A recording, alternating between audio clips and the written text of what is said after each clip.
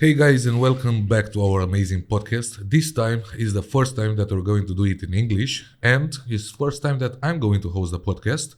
And it's a special occasion. Why? Because we have today Edward, and he's maybe the best person to talk about ups and downs. As you already know, this is the name of the podcast, and he will tell us not only the way he got where he is, he will tell us how he built his mindset, how he helps others build their mindset. And in a couple of seconds, I'm gonna let him by himself introduce him. But what it's important for you to get from this podcast is how a person that worked 9 to 5 job managed to change his entire life and travel the world, build new lifestyle in different parts of the world, discover new people, right? And Yes. most important, change his entire behavior that at that point did him a little bit of harm, let's say like this, and now he's a complete free person, right? True. Edward, please tell us a little bit about you.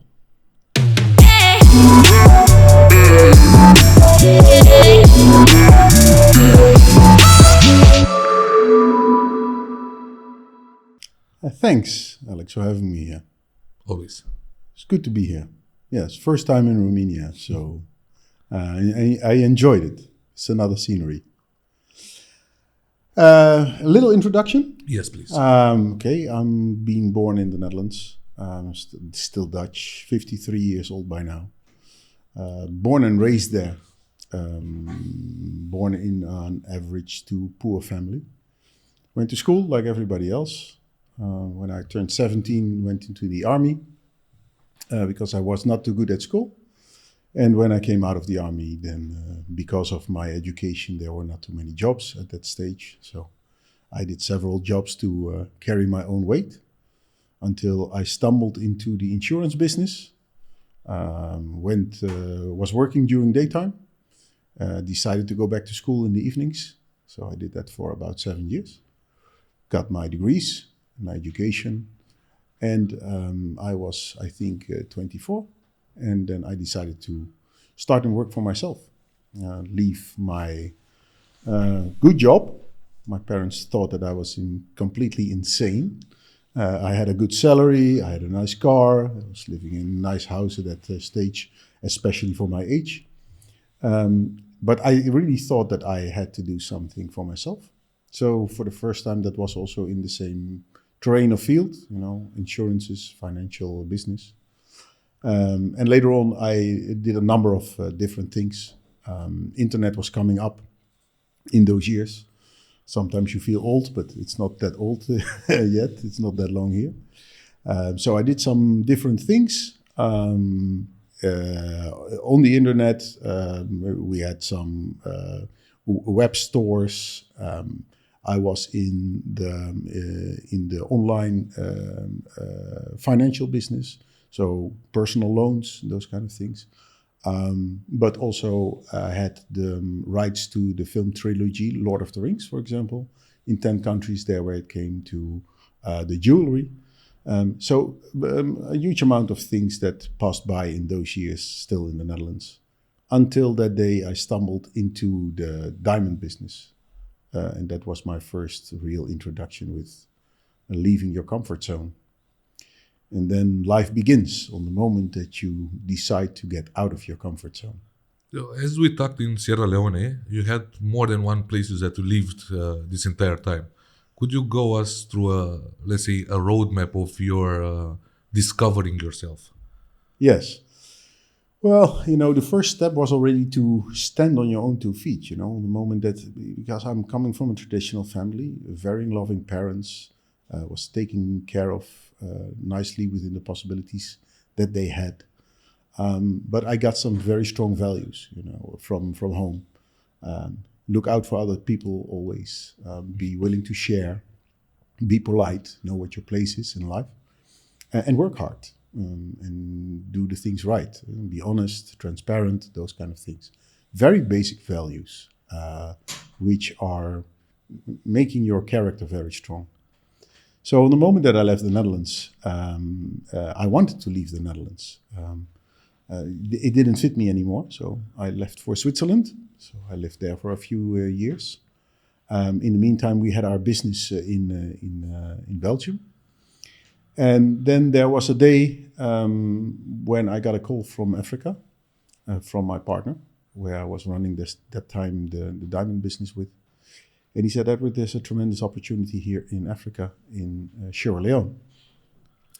And on that moment, I decided really to change my life. I started to fly already a little bit, but not too much. But at that stage, I decided to sell everything that I had. I took my money and I left for Africa, and I came into Sierra Leone. Oh. And that was my first experience with Africa, and that completely changed my life. Okay, so basically here at Revolution Media, we're trying to teach people more than only doing a 9-to-5 job. We're trying to teach a mentality, and this is why I think you're the best person for this podcast.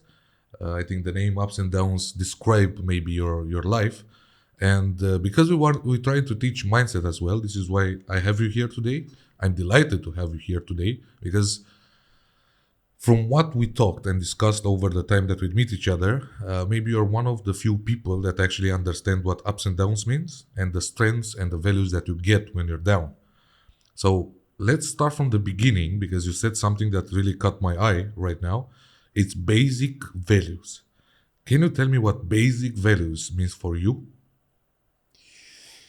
You know, yeah, I can tell you what it is for me, but I think they're more generic than everybody thinks. Because if we look how we interact with each other as human beings, then there's in essence only one thing important in life. And I ask many people to give me one word what describes, what evaluates life. And then you see a lot of people struggling with that answer. And it's really not that hard, because it's love. Life doesn't mean anything else than love. And love has very different appearances, because the love for your partner is different than the love for your mother, your sister, your neighbor, or your co-worker. But on the moment that you decide to do something for somebody else, or to stimulate somebody, or to contribute to society or to the life of somebody else, that is a form of love. If you describe love in 3 words, what are those words? For me, love is caring, protecting, and providing. Okay, and respect.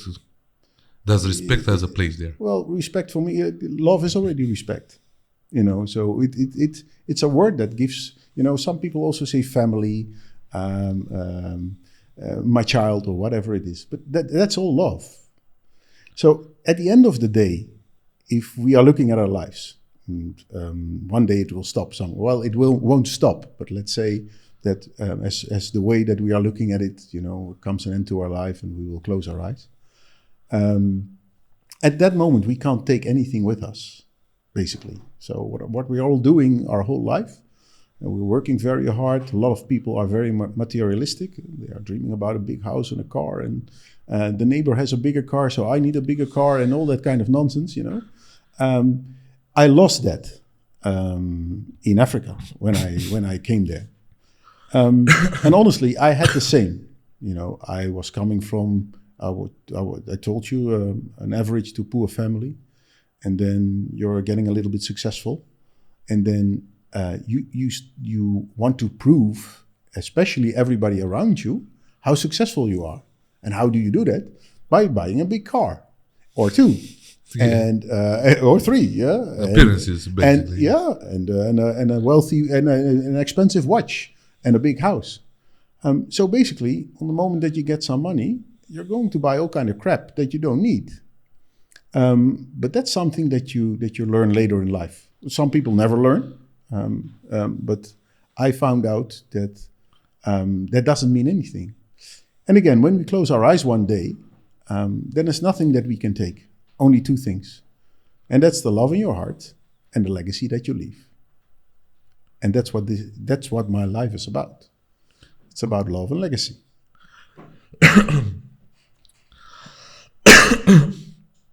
Sorry. So my question about exactly what you say right now, it's in our line of business, we meet like tens of thousands of people, I think, annually. And I'm not overreacting. I met every single day 3, 4 people, faces, and so do you. Don't worry. So the mindset of the people around us is changing on a daily basis. What I mean is the core values that my father had or my grandfather had, opening the door for a woman, talking politely and stuff like this, depended on respect, or basically they were directly related with respect. Our days, although many people preach about love, most of them don't know what love is, but they preach about love, there's a big lack of respect. Yes. My question for you is, how do you think we can teach others around us that those old values about respect, and when I mean respect, it's the same way you talk about love, because it's the respect, it's in different ways, like respect for your environment, respect for your elders, respect for your loved ones, respect for your partners and stuff like this. Core values or core value that, for me, what I noticed in the last couple of years, it just doesn't exist anymore. People forget what respect actually means. They think respect is replying to your email or telling you please, but respect, it's a lot deeper than that. How do you think we can teach others this kind of respect, the old kind of respect that we were taught? Well, you know what it is, Alex. There are a few things, but we have some time now, so it's nice to discuss this.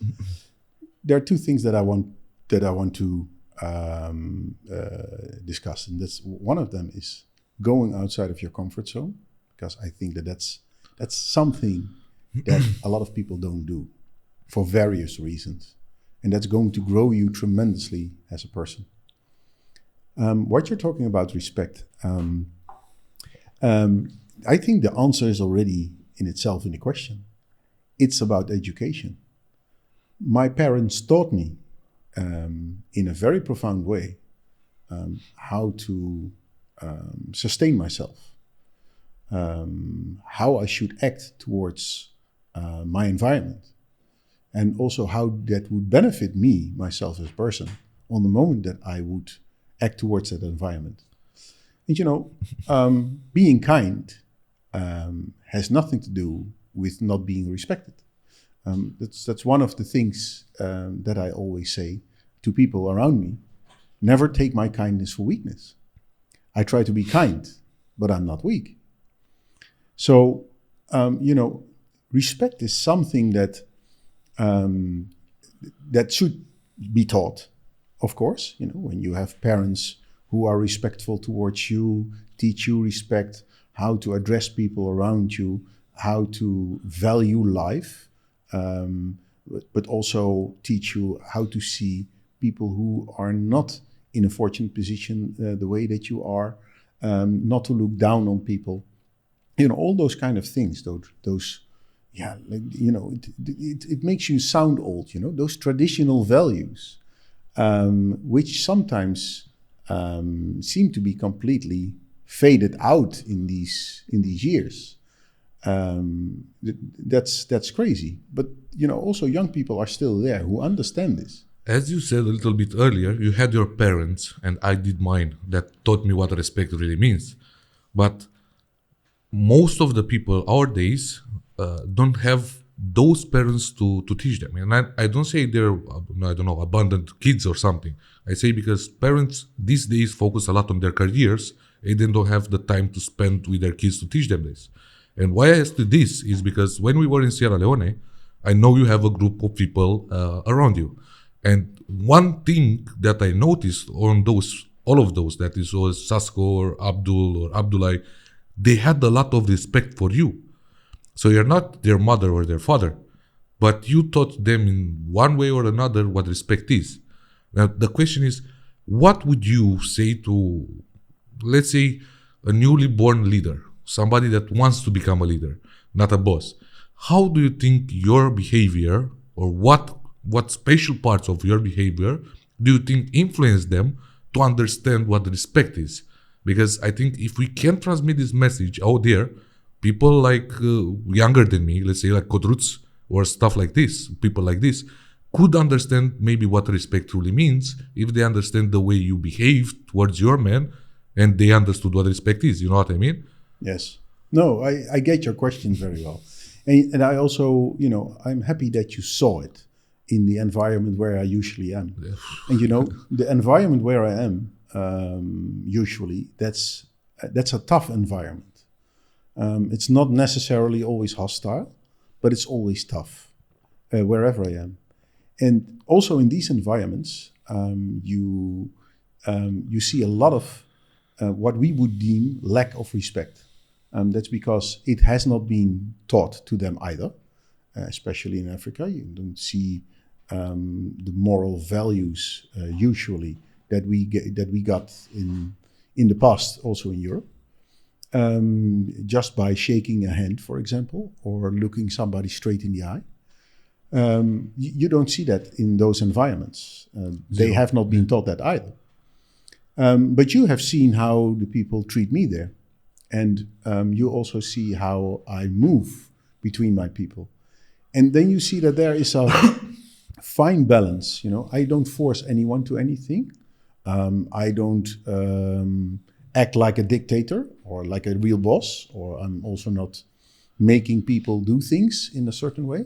They do it because what you just said, out of respect for me, and that's a fine line that you have to walk.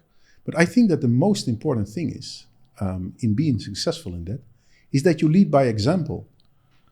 If you show people how to give respect, then you will get it back either. And the big difference then there is, and that's something that you need to feel one way or another, is that it means that you're kind, that you're not weak. So that you're also still show them, this is who I am, this is what we're going to do, this is how that we're going to do it. I respect for who you are, where you come from. I have no judgment about you, about your color, about your religion, about what you have done in your past. And let me build you. And that's also a very strong signal that I give to people around me, that I want to build them up. I'm always looking around for people who are better than me, or stronger than me.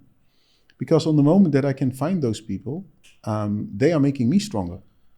So I don't want to necessarily be on top or anything. I want to have strong people around me.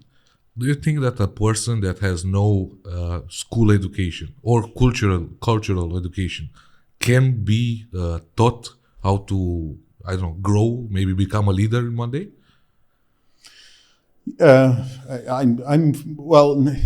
don't think that everybody can be a leader. There needs to be something in yourself that drives you up to where you want to be. But that's also you. And that's also what I teach my people. I said, listen, the only one who is in between you and your future, that's you. That's nobody else.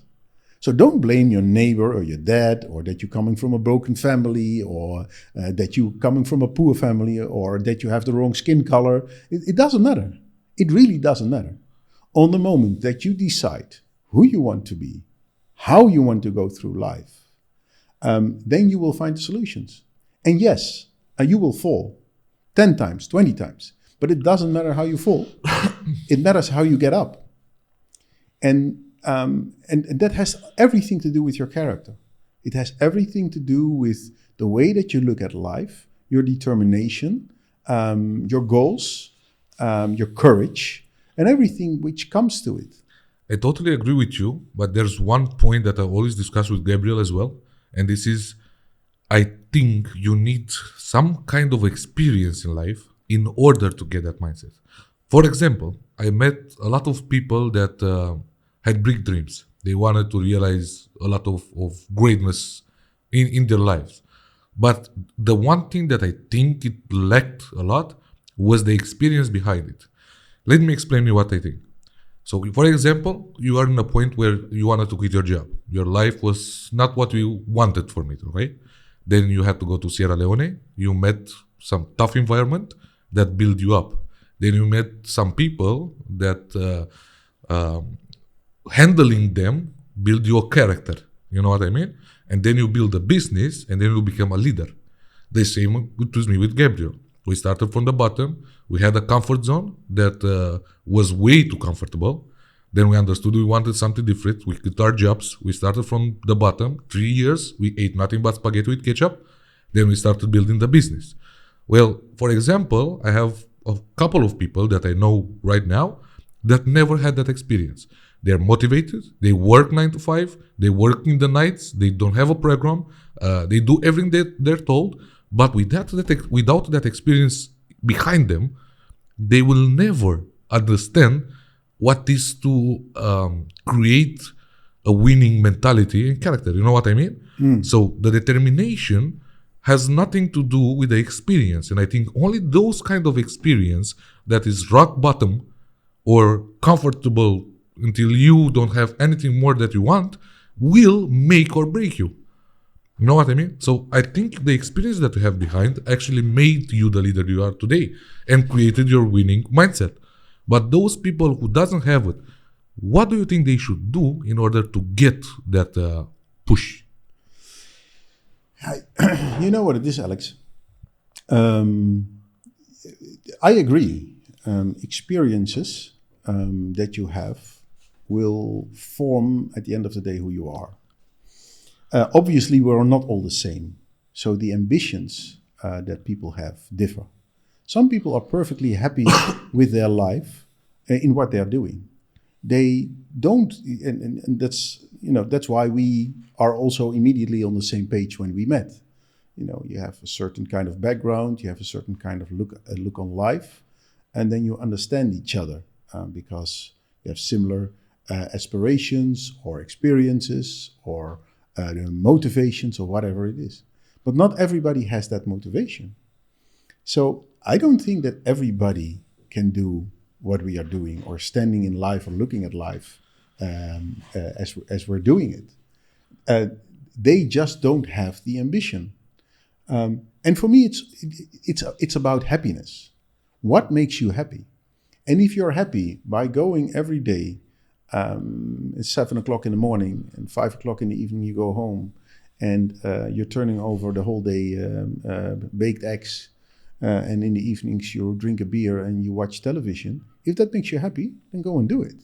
If the world would be filled with people like us, it would be a tough place for us to start with. But yeah, we're not all the same. But on the moment that you think that you have these dreams or you want to be like this, and that gives you a certain feeling that you think, what I'm doing with my life, that's one of the drives that I have. When I close my eyes one day, or I'm going to look back on my life, then I want to tell myself, you did something with it. It was a gift. Life is a gift. You didn't ask for it. You're there. So you're not there without a reason. What is your reason? That was always my question. Why am I here? And what am I going to do with that gift that I got? And that gave me a drive. And you're talking about experiences. I think it's a very good remark that you make, but let's be honest. You can choose for your own experiences. So it's not that you need to have the experiences in order to become somebody. If you want to become somebody, you are going to look for those experiences. So that means that on the moment that you would have now a daily job, and you're going from 9 to 5, and you're doing that already for 5 years, but you have larger ambitions. And I'm not talking about dreams. There are a lot of dreamers, indeed, but I don't have dreams. I have goals, and that's something different. Because on the moment that you have goals, then you're going to put everything in motion to get to your goal. Dreaming, I do that at night. And I don't know even what I'm dreaming, but I have no control over it. And if you start daydreaming, it's nice. I want to have this, or I want to have that, or I would love to go to another country, or I would love to have another life. Okay, fine, do it. What's holding you back? So just do what I did. everything that I had, I sold it and I was gone. And then people can say, yeah, but you had already something. Yes, true. I worked myself for it. It didn't die. But everything that I had, I left it behind. I took my suitcase and I left. There's a really good telling about this, about what you described right now. It is comfort zone kills most dreams. Exactly. But that's what I mentioned already in the beginning of this story. It's about comfort zones. If you are inside the comfort zone, it's comfortable, right? So, yeah, you don't have to think about anything. It feels warm and cozy and all those kind of things.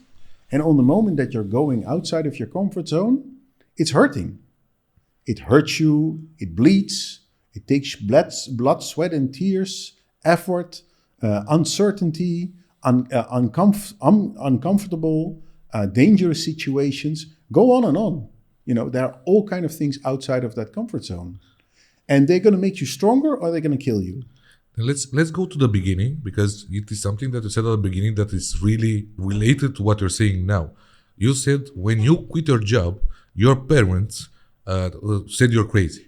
Yes. So I think this would be the first sign that you left your comfort zone. Yes. And I think 99 of the people that are watching us now, I think they had or they will have the same situation.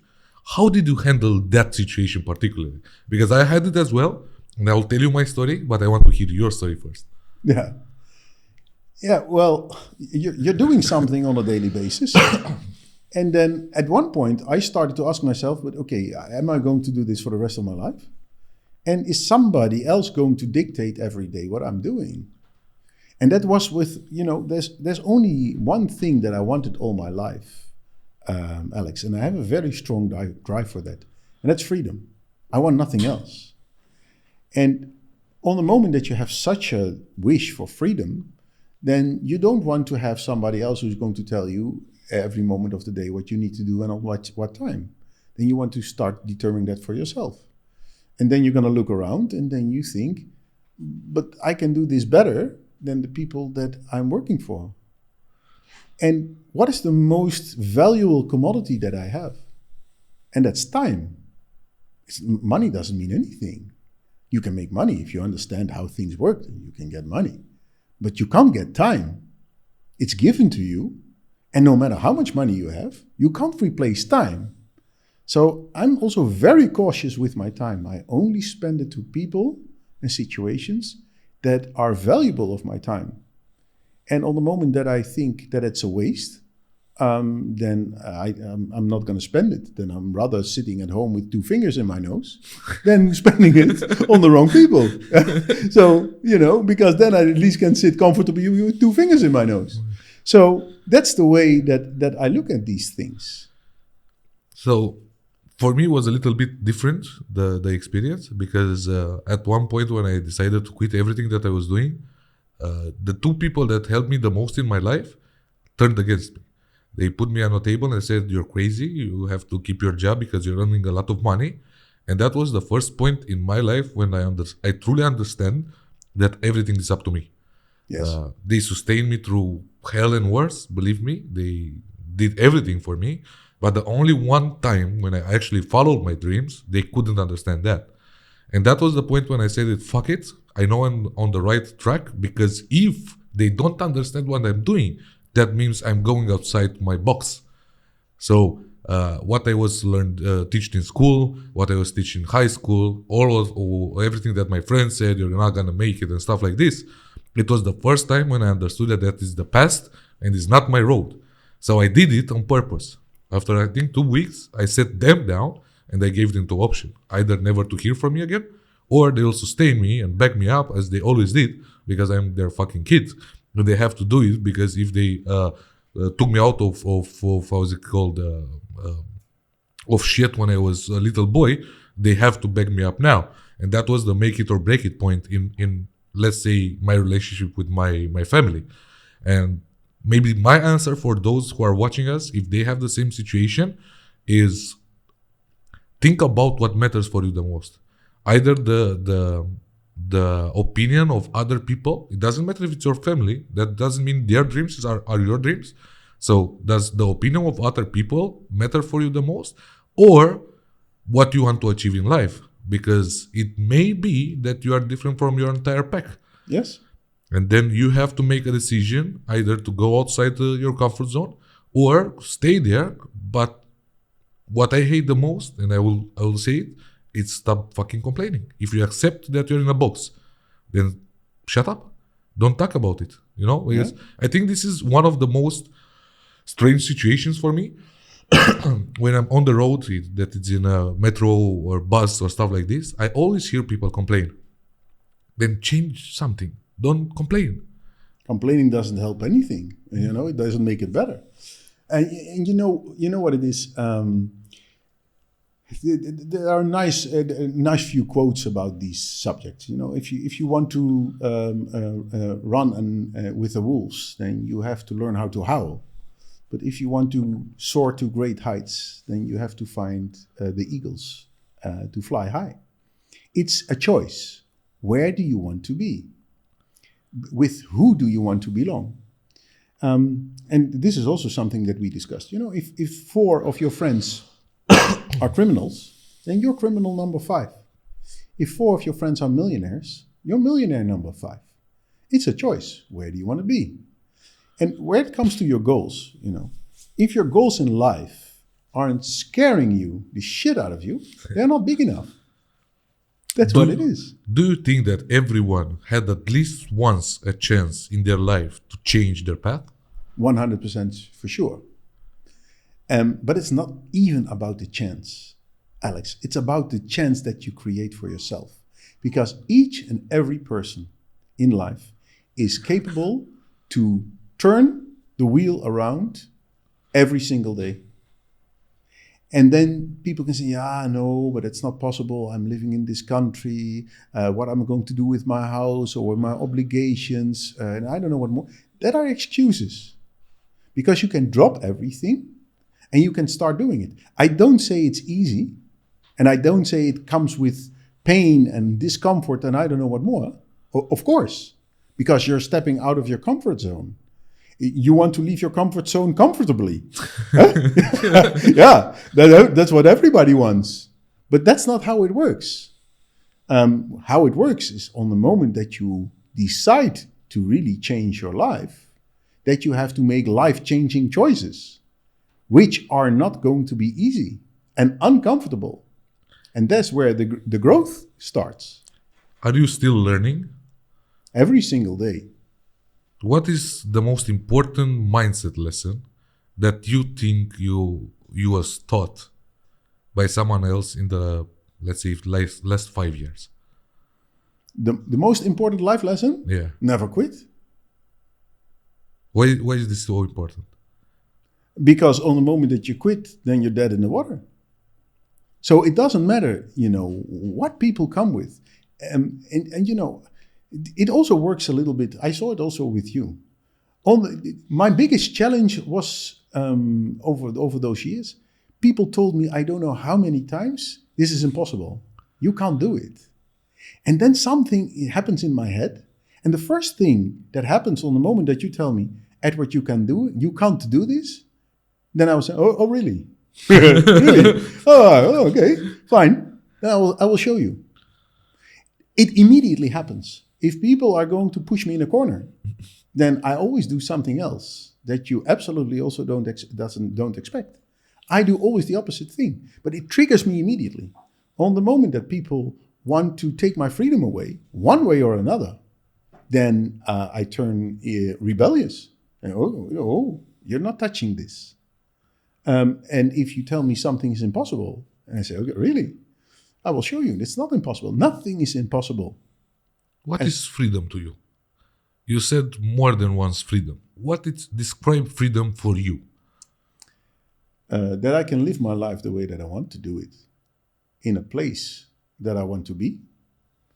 And there's a little addition to that, is that I never have to worry about paying a bill for the rest of my life. Is that a goal or is that a dream? No, I don't dream. I have a goal. I wanted to ask you this because I want for you to explain to the watchers what it's a goal, like truly a goal. Because as we talked yesterday, I think we had this discussion. the difference between desiring something and really feeling you want something, you know? So I think this is the same difference between a goal and objective. A dream, sorry. Yeah, dreaming you do at night when you sleep. Or when you have nothing to do and sitting with 2 fingers in your nose when you have a daydream. But that's not real. It's also most of the time not realistic. You have to set goals. And that means that you have to force yourself onto that goals. And, you know, it was a nice conversation that we had yesterday about this. You know, a lot of people are dreaming about their accomplishments, or they wish it really. And they can also even wish it really hard, you know. I wish really hard that I find the right partner in my life. Beautiful woman or a nice guy who's taking care of me, or a big house or a big car. They are really, really doing a lot of wishing. But if you don't really believe it, it won't happen. You have to feel it. You have to believe it. You have to see it. And on the moment that you truly believe what you are going to get out of life, where you are going to end up, then you will make it. Then you will get there. Listen, Alex, I'm coming from an environment, from an history, that where I am today is not even impossible. Impossible is doable, right? Yeah. It's a freaking miracle. So I'm not doing the impossible things in my life. I'm creating miracles. And I can tell you, that takes a huge amount of effort and sacrifice. But there's one thing that people never understand, and we talked about yesterday as well, because behind that really believing it, that we talked about, like feeling it, right? Yes. There's action. Because you did those miracles, those impossible things, more than impossible things, because you acted. Yes. For example, I have a really good example that I always tell people. 2 guys sitting at home. Both of them are in love with Pamela Anderson. So they both want Pamela Anderson a lot. Okay? The difference between the one that's getting it and the one that's not getting it, it's acting. Because if I will stay at home and play FIFA the entire day and watch photos with Pamela or read news about Pamela, I will never get Pamela. It will never happen that one day she will knock at my door and tell me, I sense that you really want me. Can I come in? That shit will never happen. But the other guy, always dressed nice, goes to her circle of friends, the same bars, pubs, starts discussing with her friends, gets inside, you know, he will have a lot more possibilities of actually having Pamela. The difference is, maybe the one that is playing FIFA desires Pamela even more than the other one that is going and doing something. But the difference is acting, because this is what I want to say. Maybe your business idea or my business idea, okay, already was invented a million times. A million people had this idea. The difference is you moved your fucking ass and you did it possible. You make it possible. I did the same. When everybody else was in the club and discotheque and partying, I was staying at home, how is it called? Making a plan, making a way so I can duplicate the system. And the second day at 7 o'clock, when they were busy sleeping because they were fucked up from one night before, I was already on the telephone trying to find customers, you know? So behind all the believing, the feeling it, it's action. And I think this is the only one on the most important thing in life that people do not understand.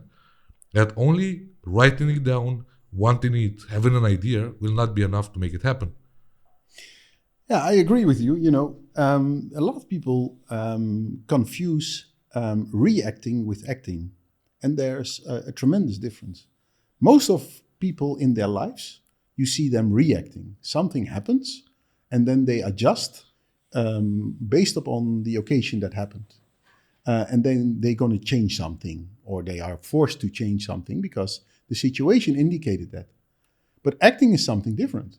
That means that you don't respond to the situation around you, but that you are going to change the situation to start with. And you know what a nice thing is, and you hear it me saying more often, you know, we are no talkers. We are not having all kind of dreams and thinking about things and I don't know what more. We are to make it happen, motherfuckers. That's what we do. You know, we don't talk about this or dream about it or think about it for 5 years and then say, I wish that I ever did it. We just do it. And of course, you will encounter I don't know how many issues. There are also people who are starting to think about ideas and all the things that can go wrong and what they then should do in a case that something goes wrong. That's utterly pointless. You just begin, and then you have a road in front of you, and all the bears that you find on that way, you're just going to kill them along the way, and then you will see. So solve your problems when you go along the way, but set your goal, start on it, be fearless, be a warrior, make for sure that you have courage, and go and do where you want to go to. Do you think you can change people around you by telling them what to do or by showing them what to do? Well, like I told you, leading by example. So it's not only telling, it's showing them. Even in a community of people like Sierra Leone, where most of the cultural education is missing? Well, if you look at education there, education is missing. They definitely have a cultural education, and it's not working for them. It's even working against them. Yeah. And I tell them also many times. But you have seen what I have done in Sierra Leone and how the people there are. And you see that I changed everything. You can ask them yourselves without me being there. Ask what kind of impact I had on We already have the videos. Yeah. on each and every one of their lives. And they will confirm to you what kind of tremendous impact that had. And it's not that I'm sitting down like this with everybody to talk to them, try to change their mind and explaining them life and all those kind of things. I don't have, unfortunately, not the time for it. So what do? I show them what I do and they see the results. And then they're just going to imitate it. A good happening happened a couple of days ago. You sent me an Instagram video, I think 3-4 hours later on WhatsApp, right? 3-4 hours later, Lionel sent me the same video on Instagram. And that video said, you don't need 20 motherfuckers to take over a country. 3 motherfuckers are enough. Now, the last question I have for you today is, do you think you can take over the world by yourself, or do you need 3 motherfuckers? No, you can never do it alone. You need an army of lions. I'm not interested in 50,000 sheep. Give me 10 lions and we will do it. That was the last question, Edward. I'm really grateful that you are here with us today. I think those who will watch this podcast will understand the difference between people who want to do it and people who does it. Okay. For me, it was important to have a podcast here with you because I got to know you in the last days better than I got to know you in the last months. And for me, you are a type of guy that leads by example. This kind of person you find really, they're not there, not in Romania. In Romania, everybody is a boss. Nobody is a leader. And if they say there's a leader, they don't lead by example, they lead by words. And that's why it's really important for me in this podcast, those who are following us, to understand that in this broken system, because not only on a national level, on international level, there are people that wants to make a difference and they will make a difference. Because if we duplicate this to another 2 people, then we're 4. And if those 4 duplicated to another people, then we're 8.